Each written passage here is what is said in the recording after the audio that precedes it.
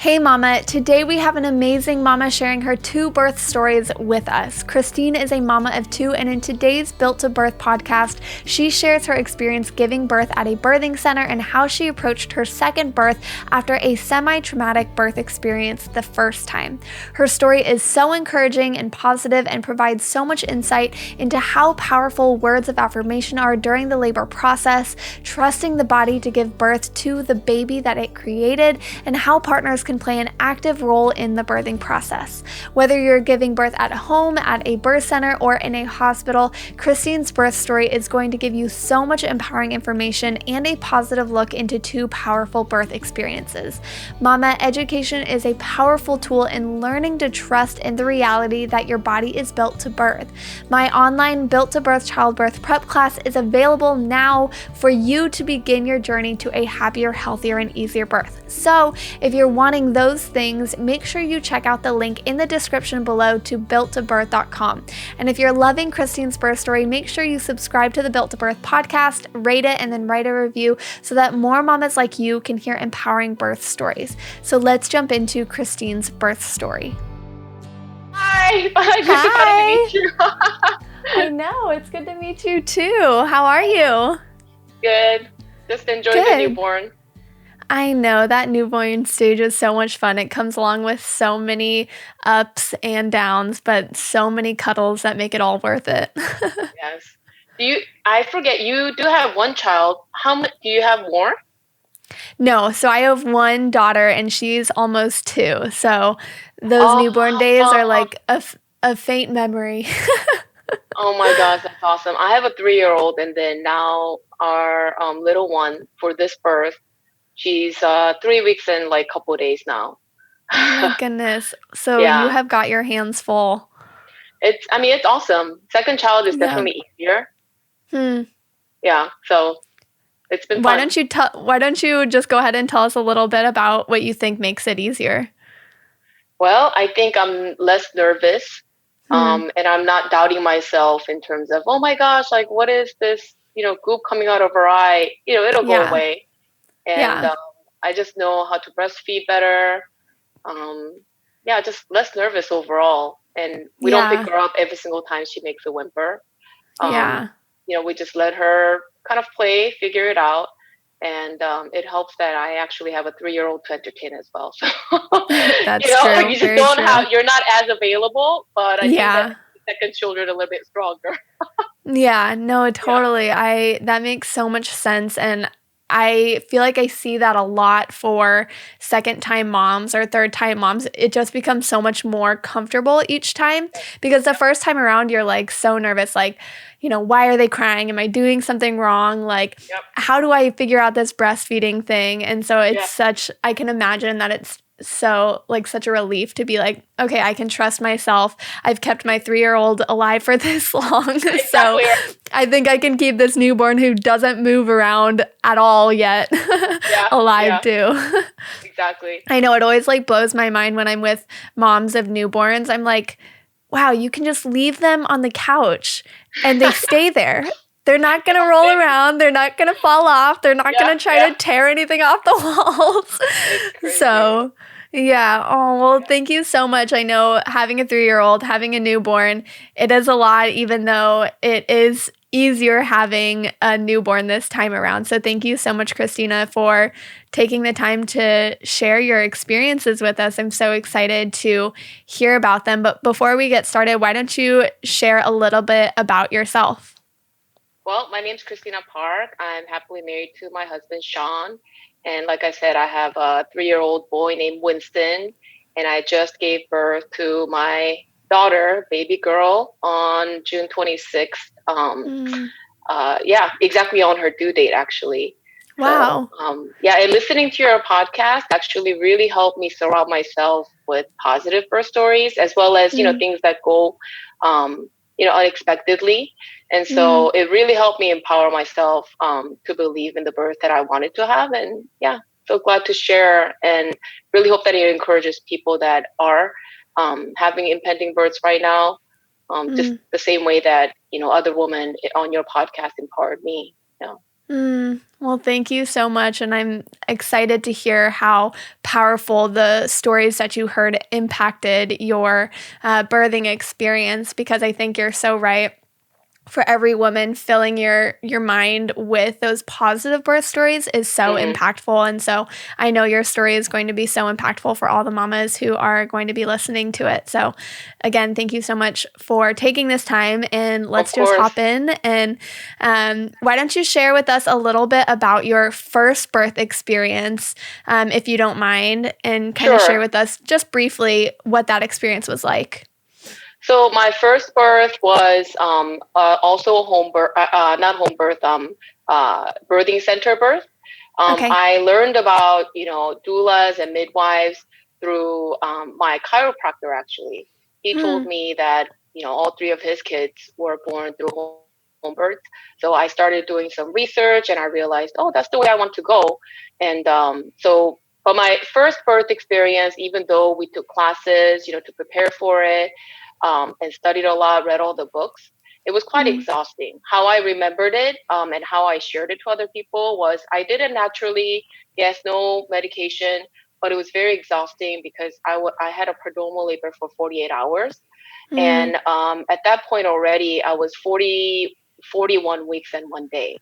And, I was very exhausted from waiting, and even the 2 days of inactive labor on and off was very exhausting. And by the time I got to the birthing center, when I had actually had active labor, I was just out of, out of energy.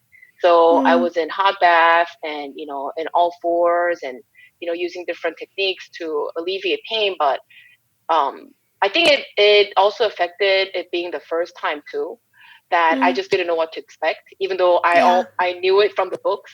I'd never gone through it, in real life.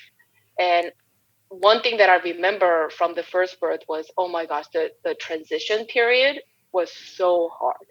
I think back to it, and I almost had like this mental, I felt like I was in this like psychological, emotional corner where it was so dark, and I just could not help myself, and there was nobody to help me except for myself.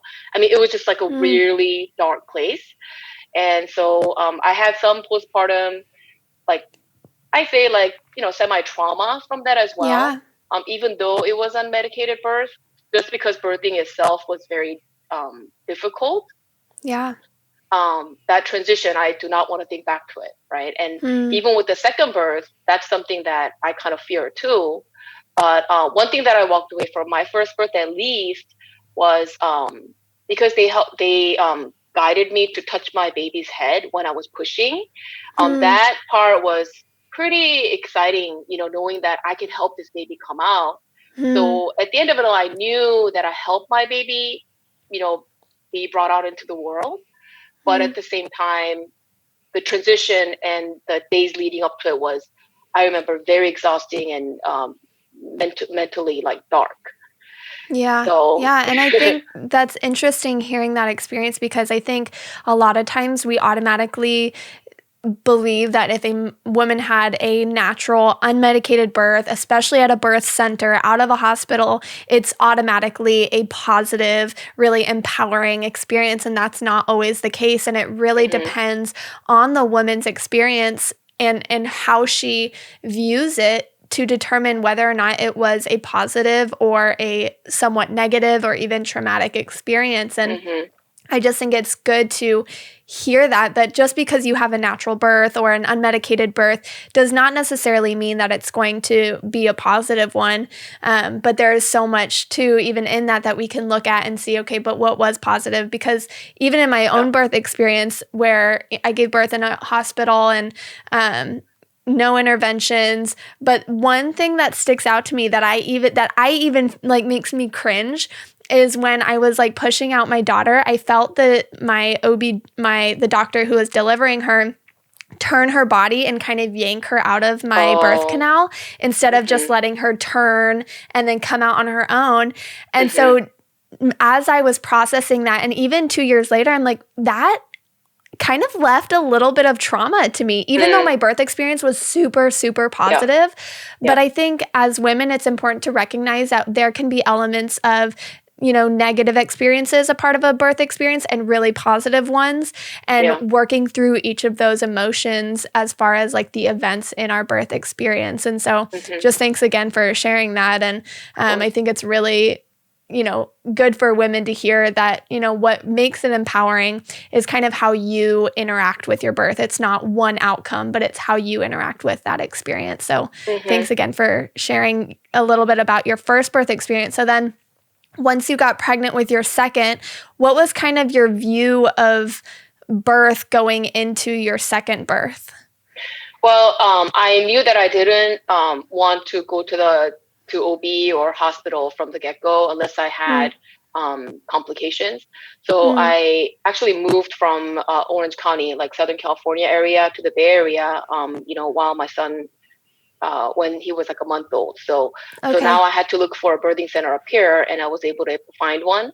But so I knew with my second pregnancy, I wanted to go to a birthing center from the beginning. Just because I love how the midwives are so caring, the prenatal care. I don't feel rushed, because with my first pregnancy, I only transferred to the birthing center care like in my third trimester. But yeah, and I love the difference, how the doctors kind of rush you, you're on a time. And as opposed to that, the midwives, they listen to you, they take the time it's almost like a therapy session. It was for me, every time I went. So they actually care woman to woman, how you're doing and all that. So I chose the birthing center to go give birth there. But I knew I was kind of mentally preparing myself for that transition time again. I know that it's going to be difficult. I don't know, because my first one was so exhausting. I was just kind of bracing myself. I know any birth is difficult. I want to have, the best chance possible to avoid any surgeries or being pushed around by the doctors. So I knew birthing center was right, but still there was that fear, because that one moment in my first birth was so difficult for me. So I went in thinking, oh my gosh, like what if, what if it's longer? What if it's this and that? And then I started looking into podcast like yours, okay, I need to hear some recent people, like stories from recent women who have given birth. So, and especially during the COVID, it was kind of hard because I had to do Zoom meetings with my midwives, and I didn't feel as connected as I did with my first birth midwives. So went in knowing that natural was the way to go. Knew that I wanted to be taken care of by the midwives, but still had that fear. Yeah. Was there something that you did during your pregnancy that kind of helped start alleviate some of those fears regarding transition? Well, I never really quite overcame the fear of transition. I just kind of expected it. But it was kind of weird because the second birth was definitely different. But yeah, like going into the birth, I thought, okay, that's something that I have to do. I'm just going to have to deal with it. And I looked for ways to encourage myself. Like, for example, I told the midwives, don't say anything negative. No matter how I'm doing, just tell me that I'm doing a great job. You could even be very exaggerating. Like, Kristina, you're a rock star, you're doing great. Like, even though you feel cheesy doing it, just do it, because anything negative is going to bring me down. And I told the same thing to my husband. And and another thing was one of the group that I was part of from that birthing center, people, they said, oh, like birth affirmations is a thing that you can, write down and, put it on an index card and, read it while you're going through labor. And I didn't know such a thing existed, even though I did a lot of research the first time. And I came upon your audio recordings as well. And so those helped me a lot too. And really, like reading those things while I was in my labor, it helped a lot too. Yeah.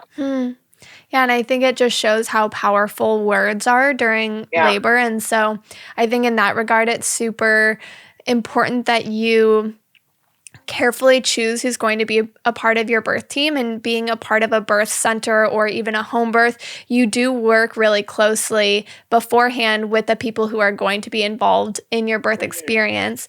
And you can have that kind of relationship beforehand where you say, hey, just encourage me like crazy, like don't say anything negative, whereas in a hospital setting, you don't know the nurses who are going to be there. You don't necessarily know which doctor is going to help you be delivering.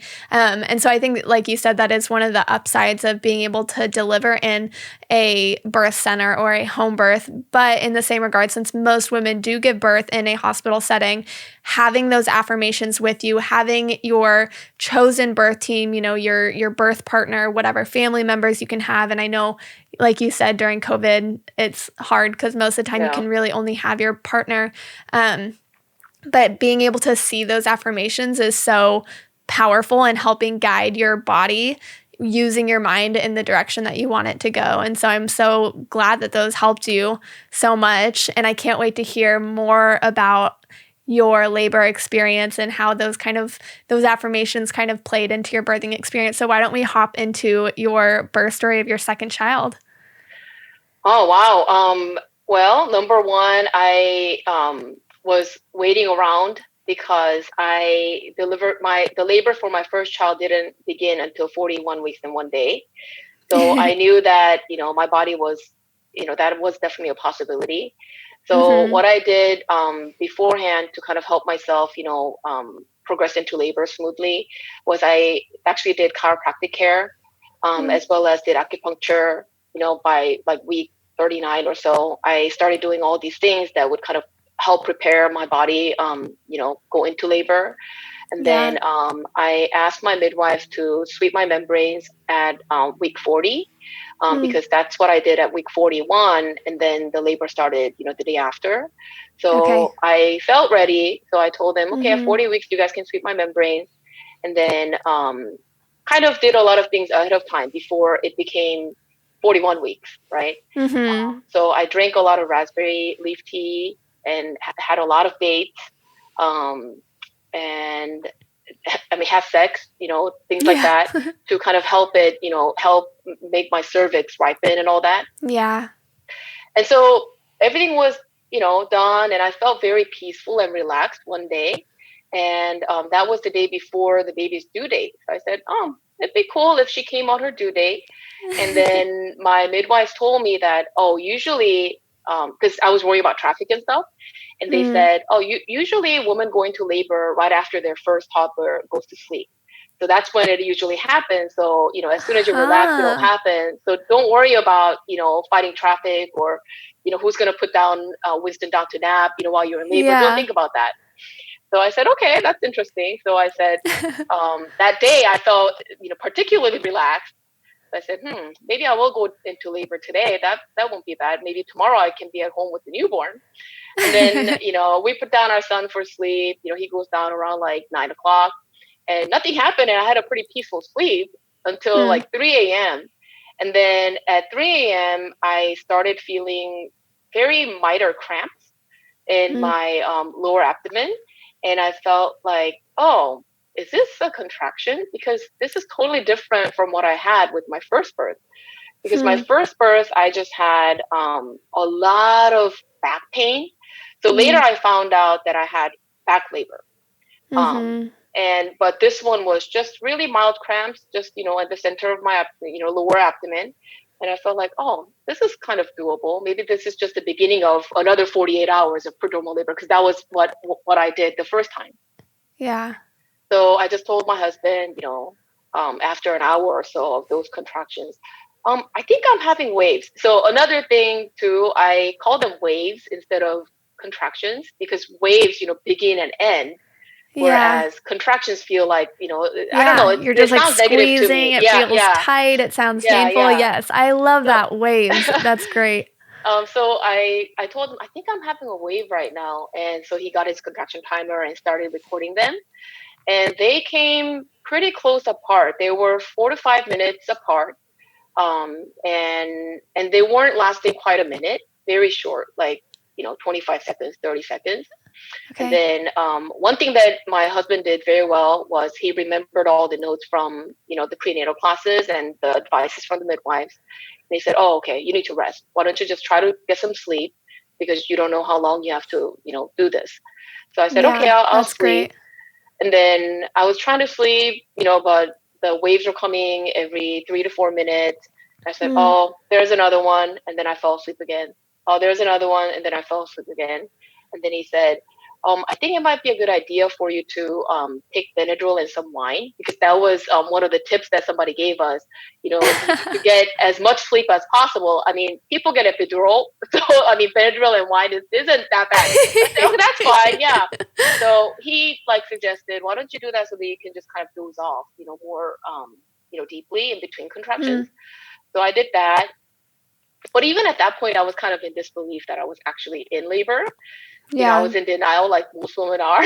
So I was like, are you sure we should use that trick right now?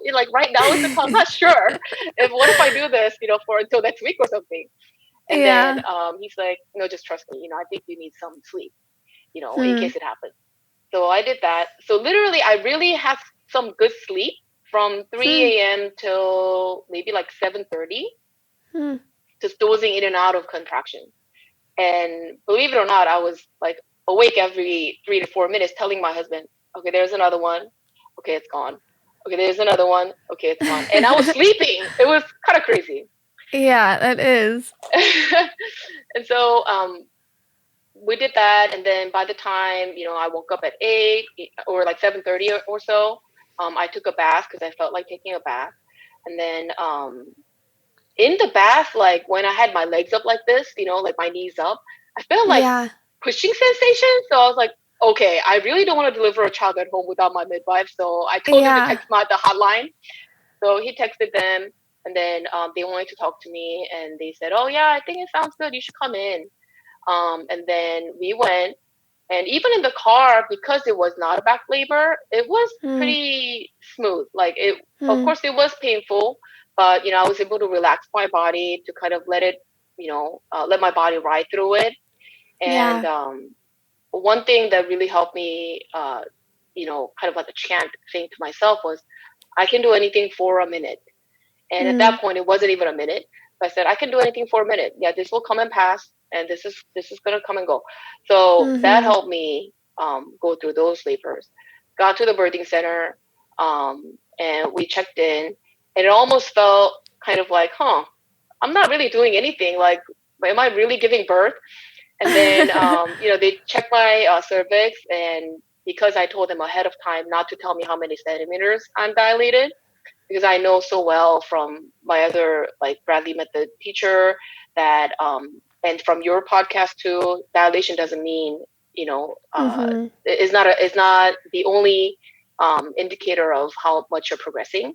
Yeah. So I told them I don't want to know. You guys just tell me that I'm making good progress. So they checked it, and then I was lying down on my side, just riding through them. I was talking to my husband, and then took a shower. And by that time, I think it was around 10 or 10:30, and contractions started getting a little bit more stronger. So the midwives actually suggested, hey, why don't you, do you want to try the birthing swing? It's like a swing or sling. So I said, okay, yeah, sure. So they hooked it up to the ceiling, and then I was holding on to it. And that was something that I really enjoyed. I can't believe I'm actually using the word enjoyed, talking about one of the waves, some of the waves that were coming, but really just holding on to it. I was trying different positions on it. And then my husband was on the other side, just holding onto my feet, stepping onto my toes to make sure that I don't slide. I mean, we were figuring things out wave by wave. And I was able to find a position where it almost felt like the waves didn't come. I was just able to be in that position and ease the pain. And I was like, wait, did it come and go? Because I didn't feel anything. It almost felt like that. Yeah, because you're managing them so well. Yeah. So I was like, oh, why didn't I do this during my first birth? But I think with the second one, I was more open to the suggestions that the midwives were giving me, because I knew they knew better ways. I've never practiced on a birthing sling before. I've seen it at the center when I visited. Yeah. But so I was just really listening to my body, just kind of focusing, what felt good, what didn't work. I mean, of course, and there were positions that I tried that didn't, alleviate any pain. So I said, okay, not that one. And then try something different the second time around. And so did maybe like five to 10 waves that way on the sling, which was awesome. And then my hands started getting tired because I was like hanging onto it. So my wrist and hands were getting a little bit stiff. I said, okay, why don't I jump in the bath? So I went into the bath, and it was warm water. And then that's when my husband set out all those birthing affirmations that we had printed out and put it on an index card. And the funniest thing, like, I know there are some stock birthing affirmations, like, oh, there are thousands of other women doing this with me, in the world right now. I'm not alone. And another one was, I can do anything for 60 seconds. And then as I was writing them out, I got creative, and I said, I'm going to write down things that will encourage me personally. So I wrote down, Winston is excited to see his baby sister. And he's waiting at home to meet his baby sister. I can do this for him, because I love him so much. Another one was like, oh, I can help this baby come out. She needs me. And one of the funny ones that my husband laughed at was, we got this baby machine, like a rocking bassinet called Snoo. Oh yeah. It's a big investment, but I really wanted a sleeping baby, so we got it. Yeah. So I was like researching on it, and then one of the birthing affirmations said, oh, I can't wait to go home and try out the Snoo finally with this baby. That's great. And I mean, but that's what you need to do. You need to individualize for you, because if it's, it's not like, oh, do what works for someone else. It's do what works for you. So it worked. Okay, like, whatever works. So as I was looking at those things, and, it kind of made me laugh in between waves too. And so in the bathtub, he switched them out every 2 or 3 waves, and I was able to read them. And that really helped me. To fill my mind with those positive ideas and motivations to help me bring the baby closer. Yeah. And as you're saying that, I'm like, oh, wow, what a great way for partners to feel like they're involved in the birth process. So many times partners are like, I don't know what to do. I want to help, but I don't know how. And so what an easy and effective way to be a really huge encouragement and part of the birthing experience is just switching out those cards, reading them with you, making sure that you're constantly being encouraged. And so that's a great idea for partners to be ready with those birth affirmations and be showing those to mama all throughout labor. I love that. I agree. Yeah, it was really powerful. And so, I was in the bathtub, and then I was able to be in weightless. I don't know what that's called. So I was being weightless, I was just kind of floating. And so that helped. And then I came to a point where I felt like there was a wave, and then still there was like a small wave just like all throughout. So I was like, oh my gosh, like, what is this? And I didn't think that I was in transition yet, because my memory of transition was a lot stronger than this. And I was more exhausted. I was like, I guess they're just getting stronger. So, but then in my mind, like, I was thinking, oh my gosh, like, this is kind of hard. Like, I can't do this anymore. And even though, like, in my brain, I knew, oh, that is a symptom of a woman who's going through a transition. Like, I felt like my body was not really going through it. So I expressed myself to the midwife, saying, like, guys, what time is it? How much longer do I have to do this? How much longer of this? So in retrospect, I was showing the sign of a woman who was going through a transition. But at that time, I was like, oh, this can't be it, because this is like way more manageable than it was the first time. And they said, yeah, you're doing great. So I told them, like, no. I think you guys need to check me. Like, I want to be checked. So they checked me, and they said, okay, you're doing great. Again, I told them not to tell me the centimeters. So they said, you're doing great, and you're making progress. I said, am I ready to push it? And they said, no, not quite yet, but you're making progress. So I said, okay, I know that I'm not quite there yet, but I still have some more time to go. And then came some of the waves that were just, I mean, they were strong. They were very strong. And I had to be kind of in my all fours, floating, and I was just weightless. And I felt like there was an intense pressure coming down my cervix. And I was screaming really loudly because it was really painful. I did so well up till that point doing low moans. And at this point, I was like, oh my gosh, guys, I'm dying. I can't do this anymore. And then they said, okay, well, you need to do it low. And then I realized one of the things I read from Ina May's book was you want to do low to bring the baby down. You don't want to waste each of the waves. So I said, okay, if I'm going to be smart, I need to make sure that I, use this wave to bring the baby down rather than wasting it on complaining. Yeah, use it productively. Yeah. And another thing that you mentioned in one of your videos was every wave and every contraction has a purpose. So, go with that purpose, bringing the baby down. So I was desperate. So I asked one of the midwives, I was holding her hand from the tub. I was telling her, oh gosh, please, you need to tell me, what do I need to do? What, I was so helpless. So obviously I was going through a transition. Yeah. And so she said, okay, not loud noises, not really high, but you need to bring it down, really low, deep. And I said, okay. And I remember asking her, please teach me. I don't know. Please teach me. She's like, you're doing great. Do this. And so I was squeezing her hand so tight. I remember, I don't know if I broke her bone or something.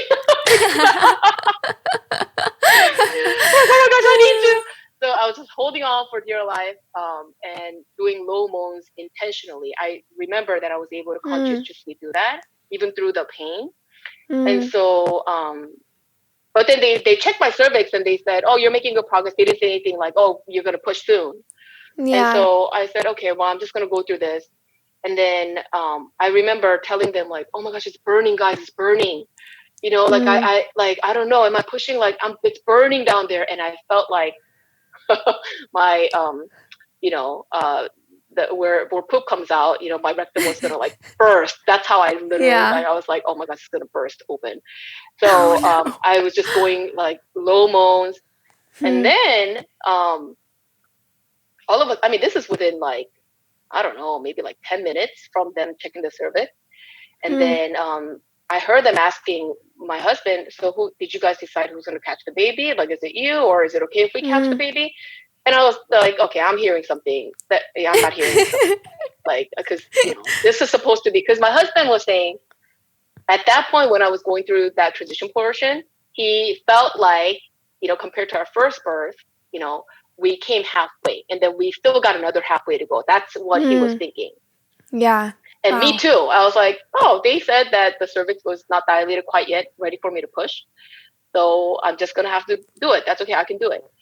Yeah. But then I felt the burning sensation and I did one of those waves. I didn't know I was pushing. And I said, like that. And then they said the head came out. And I was like, what? No way. Exactly. That's how I felt. I was and I know from birthing videos, once the head comes out, and from my experience too, the body's easy. It just kind of slips out. Yeah. So I was like, you mean I'm done? You guys mean I'm done? And then they're like, yeah, the head came out. You can touch it. And I felt the head and I was like, oh my gosh, I'm done. So, oh my goodness. And then the body came out, and one of the really cool thing was at the time I didn't really realize how special it was or how different it was. But the main midwife was telling us that she came out in her amniotic sac, and I said, what? What does that even mean? I've seen videos of it on Instagram, but I didn't know that I was going to be one of the lucky people that actually give birth to a baby in a sac. But so I did. And then I was able to hold the baby up after she was born. And of course, that's, kind of the beginning of my love story with my daughter. I was like, oh my gosh, you're so beautiful. So, Wow. So that's incredible, man. So a similar but very different still experience from your first birth. What was something that, from this experience you learned about yourself? Oh gosh. one of the best things that I did for myself during this time was I was listening to my body instead of letting my head and whatever I learned do the work. Wow. I think I trusted myself better because I kept on telling myself throughout the waves. I know it's kind of cheesy, but whatever helps, right?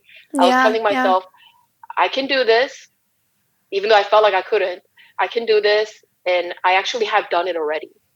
That was a huge encouragement to myself as I was saying it out loud to myself throughout the wave. Yeah, and just those positive thoughts, really helped me.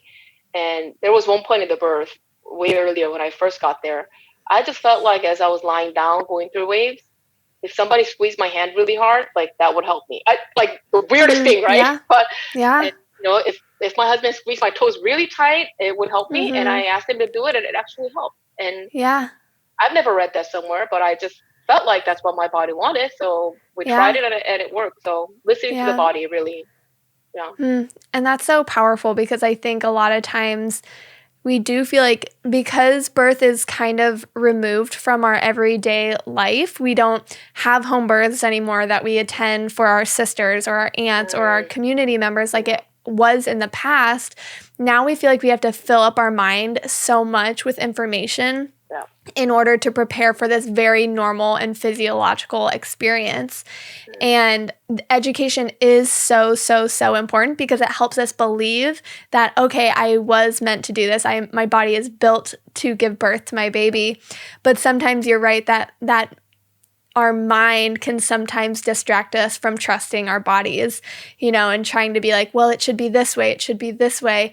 Labor should last this long during the active stage instead of just trusting and listening to your body. And I can tell as you were telling this story, you talked so much about your body and how you were feeling and how people were like making you feel comfortable, what you were doing to make yourself feel comfortable.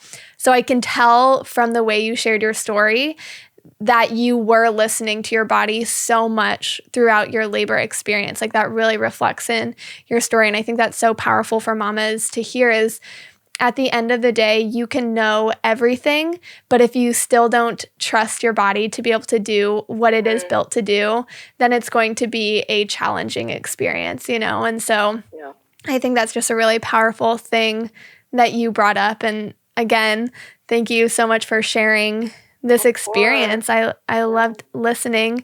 So now you have a little boy and a little girl. That's so sweet. And how's your postpartum experience been these last 3 weeks? Oh, it's been just relaxing. I've been focusing more on restoring my body and resting. And one of the things that I kind of made a point, the midwives encouraged me to, was to rest in the bed, be around the bed and rest and not really do anything for 1 week. And I did that.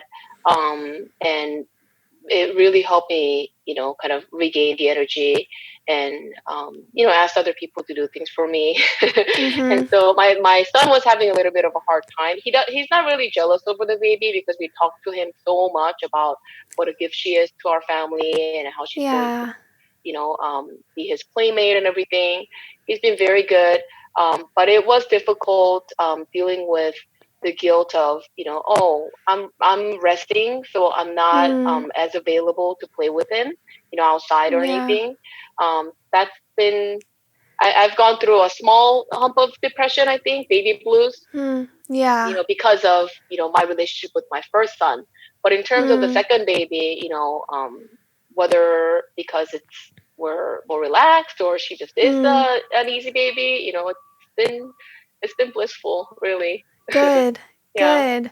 I love hearing that. And congratulations. And I think so many moms can resonate with that, with feeling a little bit of that mom guilt of not being able to give everything they had, to their first baby or to their first couple babies. And now they have to give so much more attention to their newborn and to themselves physically, emotionally, and mentally.